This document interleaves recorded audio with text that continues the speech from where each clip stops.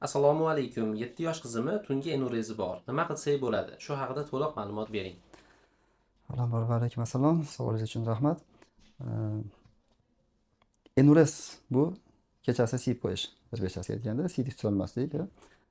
Yana shunday siydik tutolmaslik turlari ham bor. Kunduzi ham siydik ushalmay yuradi. Bolalar oz-ozdan chiqib qoladi. Ba'zi enurezlarimiz bor, yetib bora olmaydi, to'lib turib qo'yaveradi. Juda ham sezuvchan qo'l sindromlarida bo'ladi.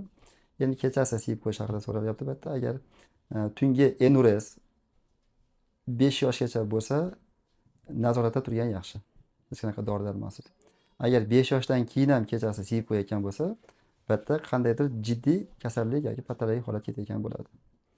Sabablarni axtarib, sabablarni bartaraf qilishimiz kerak bo'ladi. Sabablar bo'lishi mumkin. Birinchi o'rinda siydik ishlab chiqarish va siydik chiqarish yo'llaridagi muammolar, anomaliyalar, infeksiyalar bo'lishi mumkin. Uning uchun avvalambor umumiy qon analizi, siydik analizi va siydik yo'llari UZIsini bir qator tekshiruvdan o'tkazib, pediatr va urolog nazoratida o'tishga to'g'ri keladi birinchi o'rinda. Agar ular tomonidan muammo chiqmagan taqdirda keyin nevropatologga murojaat qilinadi va nevropatolog bilan maslahatlashib olib boriladi. 7 yosh uchun bu kasallik hisoblanadi enurez.